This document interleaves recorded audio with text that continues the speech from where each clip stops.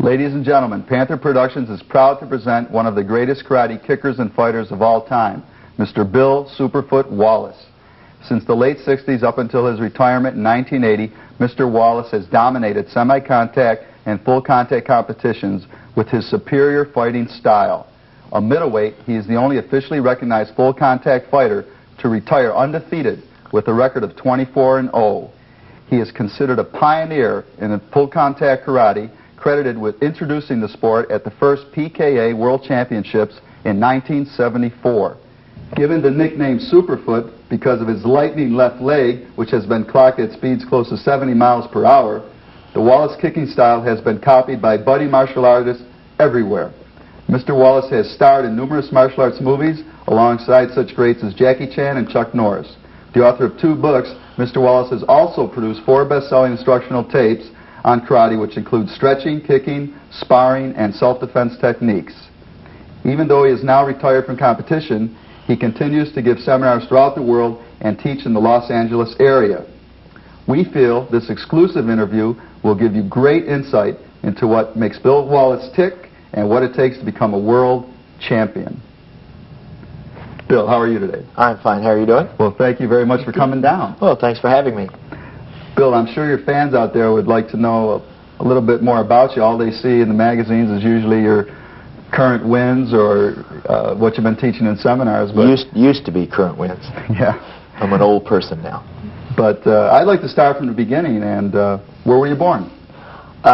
In Portland, Indiana. I was born in Portland, Indiana in 1945. That's not too long ago. Yeah, if you're in Portland, Indiana, it's a long way off. But I was born in Portland, Indiana in 1945, December 1st. And my mother was a bank teller, and my father was a school teacher. And when did you first get involved in karate? When I was in the service. I wrestled in high school and college.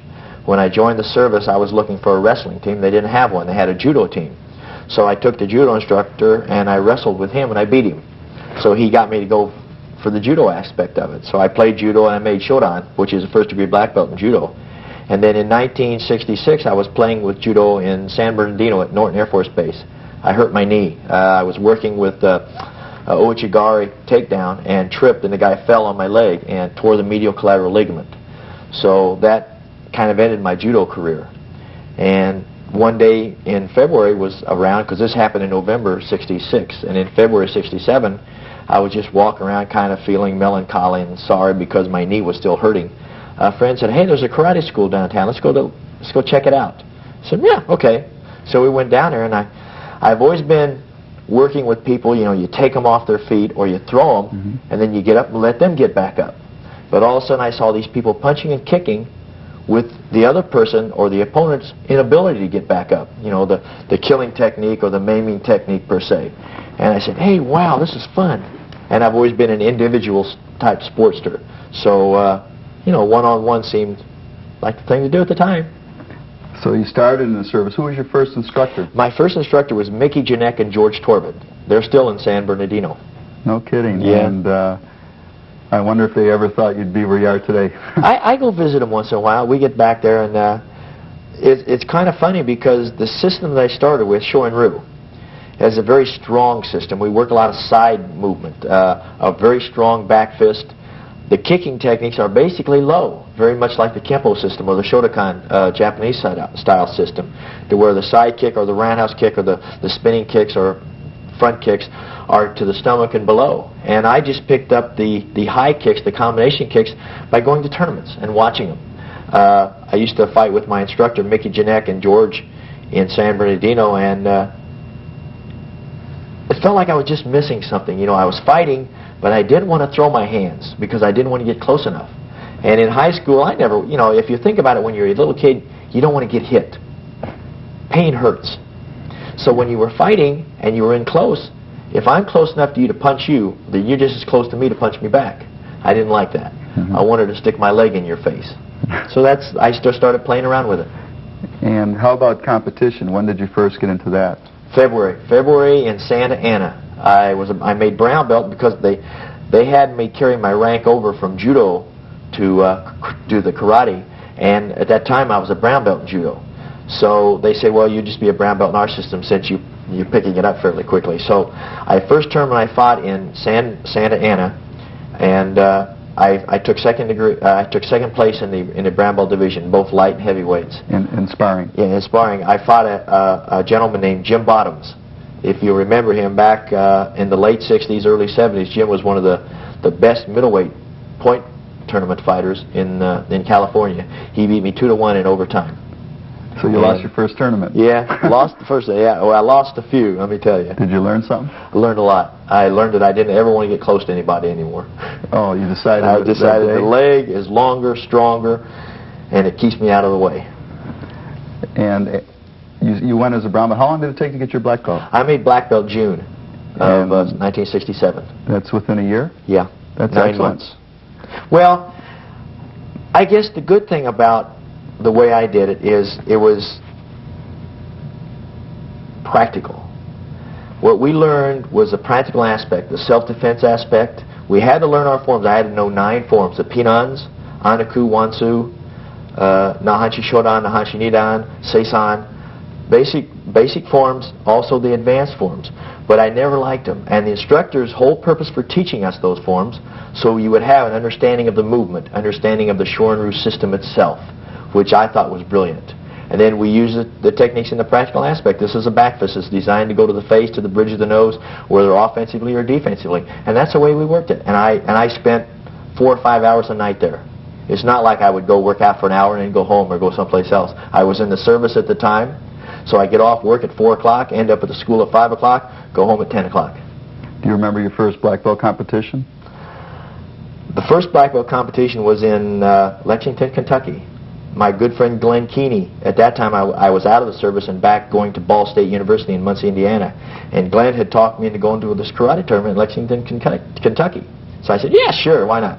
So we went and I won the tournament. I didn't get scored on all day. Matter of fact, I fought Glenn for the semifinals and beat Glenn 2-1, hit him with a sidekick in the overtime period. Since that time, Glenn and I have had some hellacious fights. Sneaky little devil. But I won that tournament and then lost the next 2, and then went 1970 I went undefeated in the point tournaments. And in 1971 I lost once. In 1972 I lost once. In 1973 and 1973 I think I lost twice. And you're known for your exceptional kicking ability, which is only done with your left leg. Again, that stems from my right leg being damaged when I was playing judo. I tore the medial collateral ligament. I had a brace from my hip all the way down, not a brace but a cast, from my hip all the way down to my ankle, and I had to wear that for 2 months. And then when it healed, they put me on physical therapy, and they wanted to cut the leg open, but in 1966 they didn't know that much about the knee, so it was like a hit or miss type, and I said, well, you're missing. So I just kind of worked with it, and it's kind of nice in a way, because now I know it's hurt, I know it's damaged, so I don't use it. All it does is hold me up, and you do a great job of holding me up. But how did you ever develop your left leg to the point where you only throw 3 kicks? Side kick, roundhouse kick, and a hook kick. And you virtually win every competition with these kicks, and people know you only throw these 3 kicks. But see, what you don't understand, what's the technique involved? That's what you don't understand. Those 3 kicks are coming at you. The side kick, the roundhouse kick, and the hook kick. But you don't know which kick is coming at you, and you don't know from what angle that kick is coming. Why? Simply because I chamber them I learned the same way everybody else did. When you go in the classroom, your instructor says, okay, we're going to throw side kicks. So you throw 15,000 side kicks with your left leg. Then you'll turn around right leg forward and throw 15,000 kicks with your right leg. I didn't have a right leg. So what happened is I threw 15,000 kicks with my left leg, then everybody else turned around, I stayed left side forward. So when everybody else is throwing 15 with each leg, I threw 30 with one leg. Same thing with the roundhouse kick, same thing with the hook kick. Now, I had to take certain kicks out of my repertoire, like a spinning back kick, a jump spinning kick, because I couldn't jump because I couldn't come down on my knee, and I never wanted to face my opponent. Again, I didn't ever want to get close enough. I don't want to turn the target towards you, so I never threw a front kick. I kept my rear leg back so I could protect my knee. Everything I do makes sense to me. My stance, my right leg is damaged, I want to protect it all I can, so I keep it back. Now, Shotokan stylists, Japanese stylists, say, Wallace, you're very easily swept from that position. And I say, right, I believe you, you sweep me. Now, if anybody that's ever seen me fight knows what happens when you sweep me. Because of my balance, because of me using only my forward leg, I can lean real good. So they come in to sweep, I just simply lean back, let them sweep the leg, which does all the work for me, and then bring the hook kick up to the face, or the roundhouse kick, or the side kick to the rib area. But having watched your kicking tape, those 3 kicks, roundhouse, side kick, and hook kick, they become 50 kicks because... Definitely. You don't know what angle they're coming. You had so many combinations. Right. It might be a side kick there. But as I throw the side kick there, you bring your arm down to defend. Well, automatically, because all 3 kicks come at you from the same chamber, from the same positioning, as I'm bringing the side kick out, I can instantaneously change it to a roundhouse kick. Or instantaneously change that roundhouse kick into a hook kick. Or stop and back off. Because I never commit myself. I don't want to say, here goes, ready or not. How many fighters have you seen that say, and here comes, and you can say, step back, and here they come, and they almost fall down when they miss. Or you step towards them when they come, and they fall down because you've jammed their techniques. I want to bridge the distance with my technique, but I also want to protect myself as I'm doing it. When I teach my seminars, and in tape 2, in the kicking techniques, I stress, protect yourself before the technique, during the technique, and after the technique. Do you thrust your kicks or snap Never. them? I snap my kicks. Again, I've got one good knee. I want to keep that one good knee. So if I thrust a kick, you have a tendency of hyperextending that knee. Now, I have a master's degree in physiology and kinesiology. So what happens in your knee when you're thrusting a kick, you have a separation that occurs. When that knee comes out, wham, then it snaps back. Wham, comes back. After a certain length of time, the hyperextension becomes aggravated, swells up. You get a bursitis, an arthritic condition. Then you limp, and then you don't want to throw kicks anymore. I've been kicking for over 20 years now. And to be perfectly honest with you, my left knee has never bothered me. Now, it's been kneed, hit, kicked, and everything else and been sore, but it's never been hurting from just throwing kicks because I snap them out and back. It's like, you know, your mother's backhand is out and back, or a back fist. You don't hyperextend it. You don't extend the kick all the way out. It's just out and back. Very little effort. What's the secret to someone achieving exceptional kicking ability such as yours? No 2 people are built the same. No 2 people have the same flexibilities, the same physiological makeup, strength, weaknesses, and so forth, plus the same psychological benefits, or the same psychological differences. What he should do is take 3 or 4 or 5 techniques, no more than that. Work with those techniques to where they become second nature. But how does he reach that point? Through flexibility? By doing them. Through flexibility, by working the kicking techniques themselves over and over and over, just to where he can do it in his sleep. When I'm demonstrating to you, I have no idea what I'm saying. As I'm sparring with you, I have no idea what this leg does. It's got a mind of its own. I'm serious. I'm not kidding you at all. I'm telling you the honest-to-God truth. When I'm sparring and I'm kicking, I might have in mind what I'm going to do at first. Slide up to kick. I said, there's his open for the roundhouse kick. I might slide up for the roundhouse kick. Then all of a sudden I see him have the block there. Automatically the leg goes, aha, something else happens. I remember an interview with Sugar Ray Robinson, the great middleweight boxer. He said, I was sparring with this guy. The guy moved in, bam, the guy was on the floor. The interview later, they said, Sugar Ray, what did you hit him with? And Sugar Ray says, I don't know. The guy moved, all of a sudden, bam, the right hand hit him and he was down. Same thing with my leg. When I'm sparring with somebody, you're moving, I've thrown the kicks so many times and so often that they become second nature. They have a mind of their own, whether it's a side kick, whether it's a roundhouse kick, or whether it's a hook kick. When you move a certain way, I know what kicks I can do against you. I know what kicks will work against you. I also know what you can hit me with and what you can attack me with. So the leg just basically knows what's going on.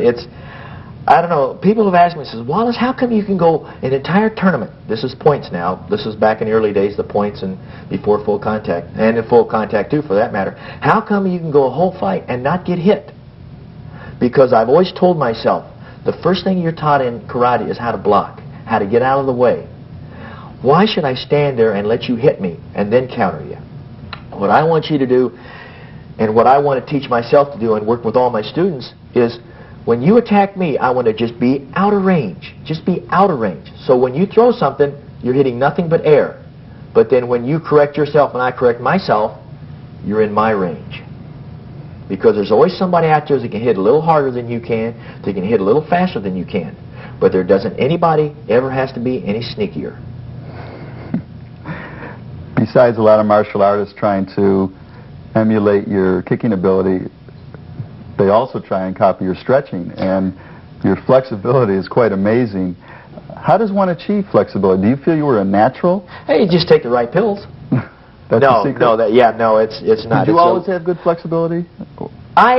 Because of my wrestling in junior high school and college and so forth, I had decent flexibility. I couldn't do the splits, but I could kick to the head. Right off the bat when I went to the karate class, I could kick to the head. Now, I couldn't do it 2 or 3, 4 times. I had to throw it real fast. I couldn't hold it either. But I found through my training in college and the kinesiological aspect of it and physiology of exercise and so forth, that a relaxed muscle is much quicker than a tense muscle. So when you lift your leg up there to throw that kick, you have an agonistic muscle and an antagonistic muscle. The agonistic muscle group is the muscle doing the work. The antagonistic muscle group is a muscle that's working against that movement. When I throw a high roundhouse kick, the muscle doing the work is the quadriceps and the rectus femoris, which is the outside muscle on this leg, plus the quadricep, which straightens the leg out. Okay, the antagonistic muscle group is the hamstring group, the biceps femoris, and the adductor group. So as I bring that leg up to kick face level, if these two muscles are tight, then the quadricep and the rectus femoris has to work that much harder to straighten that leg out. So they're kind of fighting against themselves. It's a push-pull type relationship. I found out if I can stretch the adductor group, stretch the hamstring group, the quadricep contracts much faster. And that's a lot of the flexibility that I teach. Not just to do the splits. Now that looks neat when I come in and I go drop down the splits and I do all kinds of weird, movements with the stretching and the legs behind me and the legs up in the air, on Coke bottle cases and that. But the main thing is to have that flexibility so you can snap the leg out without having the antagonistic muscle working against it. Do you feel everyone's capable of achieving a full split? If you don't have something congenitally wrong, something hereditarily wrong, your hip joint is okay, your muscles are not torn or injured in any certain way, anybody can do the splits. It just takes time on your part. Bill, a little bit of perseverance. Bill, what happens to a muscle when it's being stretched? A muscle is made up of thousands and thousands and thousands of muscle fibers. Short muscle fibers, long muscle fibers, different types of muscle fibers, thick ones, thin ones, everything. What happens is, say, just take my fingers. My fingers are thousands and thousands of muscle fibers. Here they are. This is your muscle. When you stretch and you really work it hard, certain muscle fibers will stretch and certain muscle fibers will tear. These muscle fibers that are torn have to grow back together. Or what will happen is the ones that are stretched will just keep stretching and then they'll tear after a while. Then you have a deep problem. It takes 6 months to a year to heal a torn muscle. So what you want to do is when you're stretching, stretch a little bit, rest a little bit. Stretch a little bit, rest a little bit. Because what happens, these muscle fibers here that are torn, the muscle fibers that are stretched, when these grow back together now, this muscle just becomes longer. We call it elongation. Therefore, it's more relaxed, so it's less prone injury-wise. It's quicker because now you don't have something fighting against the agonistic muscle group. And number 3, I feel good when I'm stretched out. Balance-wise, technique-wise, it doesn't take nearly as much endurance or effort to throw the technique. Bill, if someone tears a muscle, what's the best way to heal it? Rest. It's the only way to heal it, unless it's torn really bad. If it's torn really bad in the center of the muscle or towards the middle of the muscle, surgery is very important because you have to bring those muscle fibers back together so they'll heal. The bad thing about surgery is scar tissue grows in its place. Scar tissue won't stretch, it'll just tear again. So you have to be very, very careful. If the tear occurs in the tendon which attaches the muscle to the bone, then that's fairly easy surgically done, because you shouldn't stretch your tendons anyway. You should stretch the muscle. Bill, you're one of the few fighters in the world who has successfully competed in point fighting and full contact. You were world champion in both.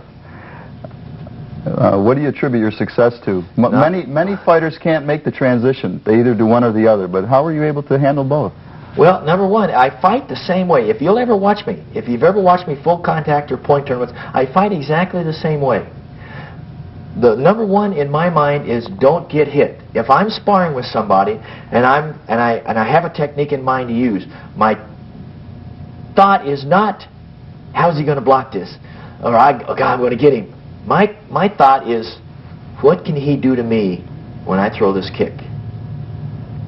So it's always, I'm not a defensive fighter, but I'm always thinking defense. I don't want to get hit.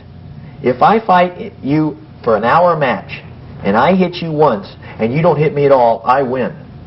But if I fight you a 5-minute match and I hit you 50 times and you hit me 51 times, who wins?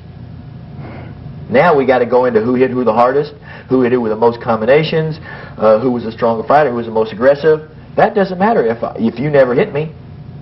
That's right. But why did you go into full contact? I didn't want to, let me tell you. You didn't want to? No. I have some friends. Their names are Joe Louis, Jeff Smith, Howard Jackson, Jim Buten, and Mike Anderson. I get this phone call when I was in Indianapolis in early 1974, and Mike Anderson's on the phone. He says, Bill, guess what? And I said, what? And he says, you are a middleweight. And I said, well, I know I'm a middleweight. You know, I said, what tournament we got coming up? And he says, no, you don't understand. We're going to fight in the first World Professional Full Contact Championships in Los Angeles. And I said, great, who's all going to be there? He says, you are. And I said, no, Mike, no, I'm a point fighter. Pain hurts. And he says, no, you're it. I mean, Joe, we've already decided. Joe Louis is our heavyweight. Jeff Smith is our light heavyweight. You're our middleweight. Howard Jackson is the lightweight. And the alternate is Jim Buten. And I said, why don't you just have Jim lose some weight and fight middleweight? Because I was at this thing, you know, says, as long as we got the referee between us and I throw a technique, I said, I could have killed you if I wanted to. Well, now I had to. Now it's, now you really got to drill the guy.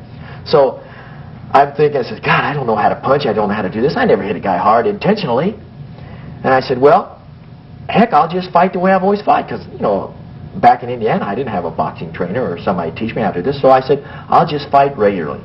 So I'm fighting regularly. And I said, rather than pulling the kick 2 inches or 1 inch from your face, I'll just try to make the contact. And from my working, from throwing and snapping my kicks, you have a certain amount of snap and power in that kick from just snapping it. In speed, there is power. That's the key. I think that's been proven. So what I would do is just make the contact. The speed of the movement was the same. The snap was the same, except now I try to touch you with it. And the rest is history. I said, I'm hitting these guys, they just fell down. You know? I didn't try to knock anybody out. All I tried to do was hit them. I tried to hit them before they hit me. And you knocked them out? Yeah, simply because of the snap involved. Yeah. I mean, I really was. When I fought Jimmy Colas in Las Vegas in 1976, and they still talk about the kick that I hit him with. I hit him with a little short roundhouse kick to the face. And CBS Sports Spectacular covered it. And they said, what is this? We didn't even see a kick. And they had to play it back about 4 or 5 times before they could finally find an angle that I hit him with. And I hit him in the jaw, and he was just out, and it was just boop, out and back. And they said, you can't hurt a guy with that kick. It didn't even throw it fast, or it didn't even throw it hard. But it's the speed that does it. It's like a back fist. You don't throw a back fist hard, but if it catches you in the nose or in the chin, it's going to do its damage. Bill, where did the first PKA championships take place? Los Angeles, at the sports arena. And then the following month it was in Europe? Okay, we went to Europe first. We went to Europe May 1974. The reason we went to Europe was, number one, to demonstrate. We went to Berlin and to Amsterdam. We went to Berlin, number one, to fight the Europeans. We did a demonstration fighting the Europeans. It was, at that time, kind of halfway between point tournaments and full contact. If you wanted to hit the guy hard, you could. If you didn't want to hit the guy, you could still point him. So, and the only one of us at that time that knew how to go hard was Joe Louis. So he He drilled his guy a couple times, especially with his little ridge hand that he throws. And Howard won 5-0. I won 5-0. Jeff Smith won, I think, 4-0. Jim Buten won like 4-0, and Joe Louis knocked his guy down about 18 times. But we had a lot of fun. I learned a lot working with, just from sparring with Jeff and Joe and Howard and Jim. Just you know, working, because they were used to going hard. At the first time in my entire life, I was out there confronted when Joe says, "Okay, we're going to spar. We're only going to punch." And I said, "You're kidding," because I'd never done that before. I said, no, you guys go out. I'll just sit here and watch. When you go kicks, give me a call. And he said, "No, Wallace, get up here." And that's when I found out about the back fist, and that's when I found out I had a natural left hook. Great. What do you think of today's full contact and semi-contact point fighters? The semi-contact fighters and the full contact fighters are in much better condition nowadays than we were back when we were fighting it without the equipment, or just with, you know, just throw one technique and stop. The combinations are much better. The kids nowadays are starting to understand that we're not bound by any authoritarian type stuff. You know, like the Japanese, it's front kick, reverse punch type. Not to downgrade the Japanese system, but they concentrate very effectively on straightforward frontal type movements. Front kicks, reverse punches. The Shorin-ryu people, a lot of back fists, side kick type movements. Taekwondo people, the Korean people, a lot of kicks, spin kicks, jumping kicks, things like this. We're not bound by anything like that. The Kung Fu people, using a lot of the circular movements. Fine. We'll take what works and put it on our own system, making it very eclectic. You talking about the American fighters? Yeah, definitely the American fighters. And what's really wild now is the Japanese fighters don't take a stance anymore. The Wuko fighters, which is the World Union of Karate-Do, they used to stand here in real hard stances. Now they just move around and got their hands here so they're relaxed. Remember what I said earlier, relaxed muscles are quicker muscle. So they can move, and they can defend a lot quicker. So the fighting styles have changed quite a bit over the Definitely. years? Oh, yeah. So they're better or worse? For the better. For the better. The stances are getting better, the movement is getting better, the endurance is much better. There's more fighters, therefore there's better fighters. Mm-hmm. Any fighters stand out in your mind today that you admire? I admire anybody that'll go out there and spar. You know, I have some friends that are in the art, in the sparring art, that I like to work out with.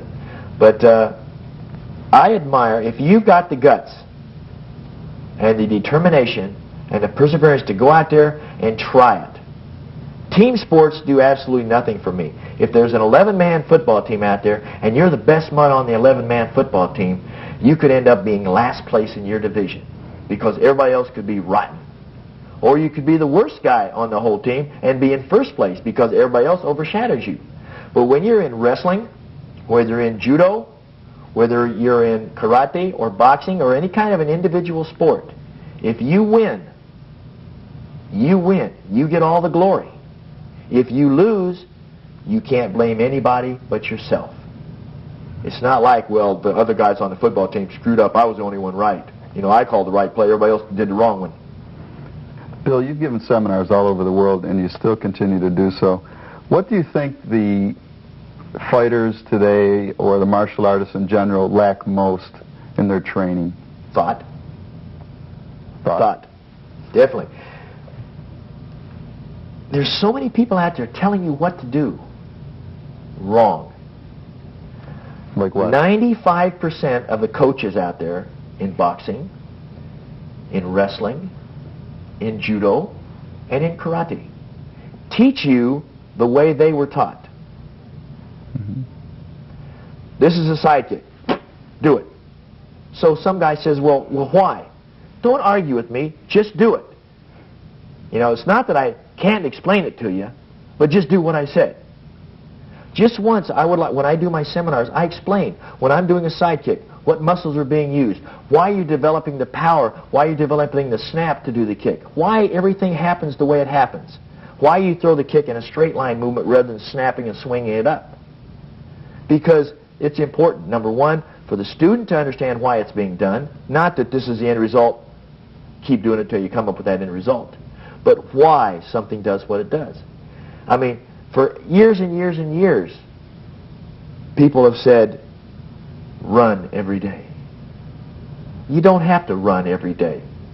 Your body will not start to deteriorate till after 48 hours.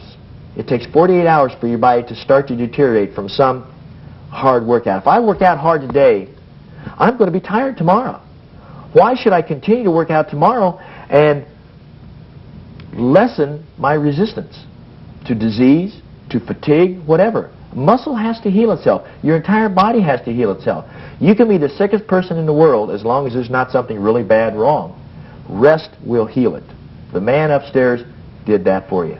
Are you saying you don't have to train every day? No, I don't train every day. What's I your work out a schedule? little bit every day. I work out 3 or 4 times a week. You know, you have to let those muscles heal.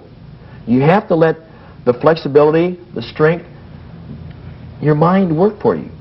Your mind gets just as tired as your body does. You have to let your mind relax. Let it clear its thoughts. Bill, do you believe in additional sports and helping your martial arts like weightlifting or... Oh, definitely. What does weightlifting do for the martial artist? Okay, number one, there's different types of weightlifting. See, there's powerlifting, bodybuilding lifting, and just strength workout. Also speed lifting. What's the best for the martial artist? Strength and speed. Powerlifting is number one going to slow your muscle fibers down because it shortens those muscle fibers. It makes the muscle fibers very contract, very tight. So you have the agonistic, antagonistic thing all over again. The bodybuilding puts too much mass to your body. The muscles are tight, they're well formed, but they're tight. You don't have the speed in the movement, the contraction, the agonistic, antagonistic relationship, the flexibility, the relaxedness of the muscle. Speed training, you're using a light weight, but you're working a high repetition. It works speed, plus also it works endurance within the muscle groups. Body training, the kind of lifting that I did was I used a lot of wrestling exercises. Incline push-ups, where you put your feet up on a chair and you do the incline push-ups. I did them on my knuckles so it would build up my forearms. I do a lot of pull-ups using my own body weight. I do a lot of dips. Use chairs, use a bar, use anything you need. You don't need to go to a gym to work out. You don't need that. I mean, I'm in a lot of hotel rooms, and there's no gyms in those hotels. So I need to find something in that room that I can do in about 20 minutes. I can do sit-ups, crunches. I can do my push-ups. I can do my dips. Most people don't realize it, but you can do pull-ups on a door. That door's not going anywhere. Put a towel over the top of the door, hang on this way, and do your pull-ups. This is not really working the bicep really hard, but it's working it a little bit. Bill, going back to point fighting, well, the point fighters out there really outnumber the full contact at this point.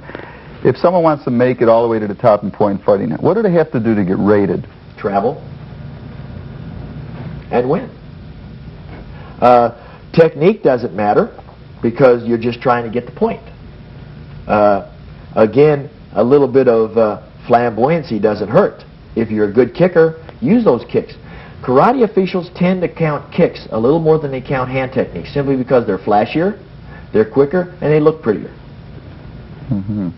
But the point fighter, if he wants to get rated, if he wants to become a top fighter, traveling.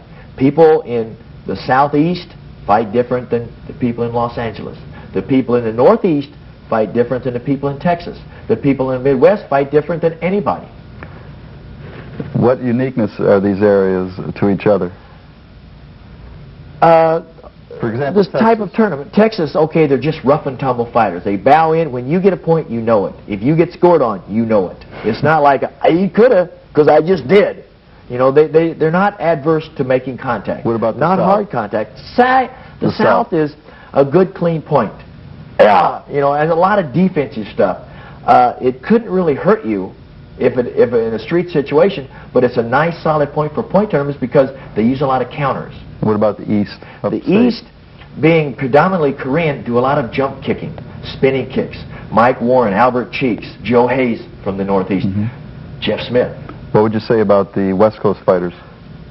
A long time ago, there was a joke about the West Coast fighters. We used to call them ice cream punchers because it came from the Chuck Norris and the Ron Marchini and the Pat Johnson era, to where when you took a stance, the punch was from here, just a whoop. That was it, just a touch. And I said, come on, that couldn't hurt anybody. Till I saw not Pat Johnson, but I can't remember his name, but the the team, Chuck Norris's team, came to fight in Texas, and I fought against the Texas team that fought against that team. And I fought a guy named Vic Guerrera and beat Vic pretty easy simply because he wasn't used to my style of fighting. And the other fighters that fought, I remember Billy Watson fought one of the Alegria brothers, Bob Alegria, little short punchy guy, right? Bob steps in there, bows in. Billy Watson is jumping all over the place. All of a sudden, Bob Alegria goes, whoop! And I said, nothing. And all of a sudden, Billy just kind of kneels down and goes, you know, one of these things. They go, it works? Yeah. And I said, that works. And so, you know, the East Coast was, you know, the West Coast was the ice cream punchers. And, you know, they're the technique guys. They were the pretty guys. Yeah. They were the guys that where they go, "Ay-ya! I got the point," type thing, rather than, and look at the guy, you know. But that was a long time ago. Do you consider being a point fighter a prerequisite to being a full contact fighter? Definitely not. A lot of people, it hinders them because they're so used to the contact, they bam, get their technique in and they even turn their back. Is it better to take like a boxer or train him? No, it's best to keep the art what it is. A lot of full contact karate people go to a boxing gym. They have let's say they're point fighters. They're good point fighters. They have their stance in point fighting because you have to defend yourself from kicks and punches and takedowns and sweeps and everything else from your karate position. In boxing, all you got to do is protect yourself from getting hit, punched. So what happens, that boxing trainer working with just the hands like you do has a tendency to change your stance. That's right. See, Well, he'll say, take your fighting stance. Yeah. So you'll take this karate fighting stance, and he says, how in the heck can you punch from that position? Now, come on, turn your hips around, get your stance a little closer, get your hands up. Now, how does that feel? Well, you're not going to say it feels stupid. Now you can't kick. No, but you can't. And that's the truth. You can't kick because you're standing like this. Now, let's see you do a kick, which he doesn't care about anyway because he doesn't know kicks. And you're not going to say anything to him because he's going to teach you the right way to box. How do you find the happy medium where you have the boxing hands and the kicking feet? The trainer teach you to box or teach you to use your hands from the stance that you're comfortable with. If you don't have a stance yet, experiment. Play around with different stances. Use the boxing stance for a couple days. See what it feels like. Use your karate stance for a couple days and see what it feels like. What you have to have available to you is a stance that you can do everything from. If you're in a punching stance, your opponent's going to see you change into a kicking stance. If you're in a kicking stance, he's going to see you change into a punching stance. And pretty soon he's going to pick this out, and when you change, he's going to be able to counter you or get out of the way. One good thing about myself, I was left-handed, my right knee got injured, so I'm left-handed and left-legged. You could slice me down the middle, everything's left side. Back fist, hook punch, side kick, roundhouse kick, hook kick. So what I did was I stood sideways. I told my boxing trainer, which was Bevo Covington in Memphis, I said, Bevo, all I want to do is practice the jab and the left hook. I'll throw the right hand once in a while, but I fight from a horse stance. I'm too old to change. I can't take a boxing stance because my right knee is very weak. He said, fine, I'll work with you. And Bevo for 5 years worked with me. And he's still one of my best friends ever. Simply because he said, I'm not going to change you. I'm just going to help you with your techniques, help you with your punching. You already know your kicking, Bill. ESPN Network is virtually every day playing full contact bouts. Do you think full contact karate with this kind of national exposure is here to stay? I sure hope so. I mean, I really do. The art itself is a wonderful art. It takes the beauty and the technique of karate with the, I hate to use this term, meanness and the brute force of boxing and wrestling, and puts it together in a very beautiful art to where the hands and the feet both work together. The reason I believe that I've enjoyed a lot of the success that I've enjoyed with the media, with the public and so forth, anybody can punch anybody in the face. Look at the world-class boxers. Right? I mean, just from being close enough all that time, you're going to get hit a little bit. And there's just cartilage in your nose. There's no bone except way up here at the top. So just from that constant getting hit, you damage the cartilage. But karate people fight from a greater distance because we have to use our legs. Bill, you're 39? I wish. I'm 40. You're 40 years old. You're in great shape. And what would it take to get Bill Wallace back in the ring? Absolutely nothing. I'm not doing that stuff for the world. They're too tough out there now. Really? Really. Yeah, I had a reunion grudge match with Joe Corley last August of '85 in Atlanta, and I defended my title for the first time against Joe in 1975 at the Omni in Atlanta, and I won a 9-round knockout of Joe. Since that time, we've become very good friends. He's become vice president of PK, the Professional Karate Association. So we were at the Battle of Atlanta last April in '85, and I said, hey, let's just have a reunion rematch.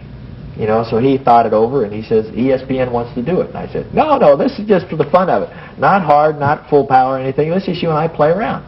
He said, no, ESPN wants to televise it and make it a 5-round match. So originally it was going to be a 5-round full contact match. But originally it was just going to be a little, exhibition type thing. But then it went into the 5-round full contact. They're going to score the match. So I said, I'm going to train. So it was fun getting back in shape, getting back in condition. Yeah, doing it, it felt great. God, it felt great. A couple days before the fight, I feel great. About an hour before the fight, I'm walking around going, Wallace, you idiot, what are you doing? You're 40 years old, and you're going out there and maybe get the living crap beat out of you. It was great training for it. But when it came time for it, I don't want to do it. What do you consider your most memorable fight? I consider every one of them my most memorable fight, simply because I was scared every time. Come on. No, I'm serious. When you go out there and fight full contact, it's different in a point tournament. You know that after that point tournament's over, whether you win or lose, you're going to the party that night and have your drinks and chase your girlfriend or chase your wife around or enjoy yourself at the party, dance and talk to people and everything else. But when you're in a full contact fight and you go out there and fight, you don't know if you're going to spend the night in the hospital with a broken jaw, broken ribs, or broken nose, or go to the party being the victor.